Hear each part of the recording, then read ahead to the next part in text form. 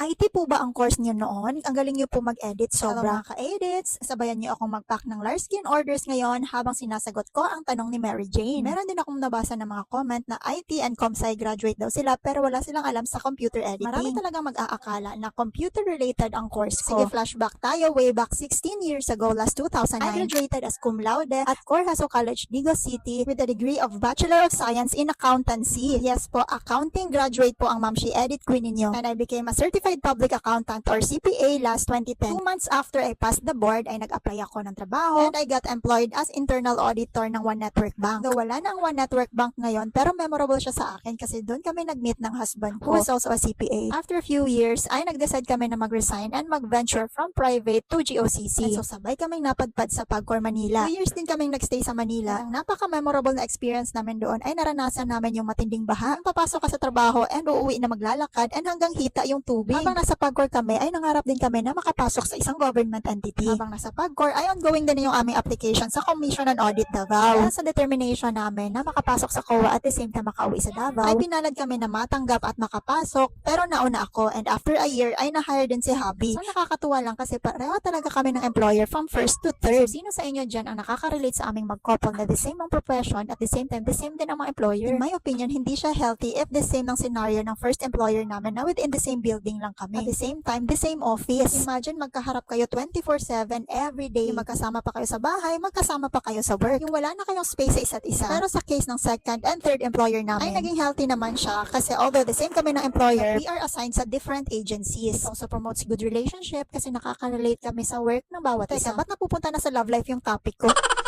And yun na nga guys, nagsettle na kami sa latest employer namin. And we are really grateful sa Panginoon dahil napaka-bless namin na sa young age ay halos every other year kami na-promote. And napakabata din ng edad namin para mapunta sa supervisory level of position. And asa na bang editing background dyan? Oh, heto na.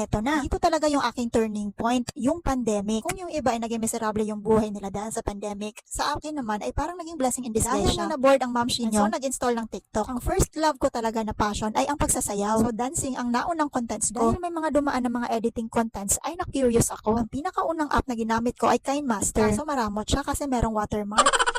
Buti na lang may nakapag-introduce sa akin sa CapCut. Grabe talaga ang attachment ko sa editing. Yung pag meron akong goal, hindi ko talaga siya sinusukuan. Gagawin ko talaga ang lahat para mabuo ko lang yung gusto ko. And nagbunga naman siya. Parang nag-coincide yung aking creativity and analytical skills sa editing. Sobrang nag-boost yung engagement ng aking mga contents noon dahil sa edit. And nagkumitin ako sa sarili ko na gusto kong talagang umabot ng 1 million followers sa TikTok. Isang factor din is yung mga iniidolo ko ng mga editors sa ibang bansa. Pag merong dumaan ng mga content creators ng mga editors, ay pina-follow ko agad sila. Sa ganun ay magkaroon ako ng additional idea kung ano pa ang mga pwedeng gawin sa editing. Every time nagsushoot ako ay napaka-excited akong i-edit ito. Yung sobrang excited ka sa kalalabasan, hindi ko na namalayan na naging passion ko na siya. May mga nakita ako ng mga idols ko na gumagamit ng Adobe After Effects. Dahil gusto ko rin ma-achieve yung mga edits nila, ay nag-install ako. Inaral ko siya and dahil sa commitment and determination ko ay day by day may improve ka talaga. And to cut the story short, dahil na rin sa business ko and mga anak ko, ay nag-resign ako sa work. Dahil hindi ko na kayang ipagsabay lahat. I can say that I'm living my life to the fullest right now. Because aside from my business, I'm earning from my passion through creating unique editing contents. Plus points pa ang pagiging full-time mom. That's it for today. Maraming salamat mga ka-edits. Once again, this is your edit queen. Diyan na muna kayo at mag-e-edit pa ako. Pwede din kayo mag-check out ng Larskin. Bye!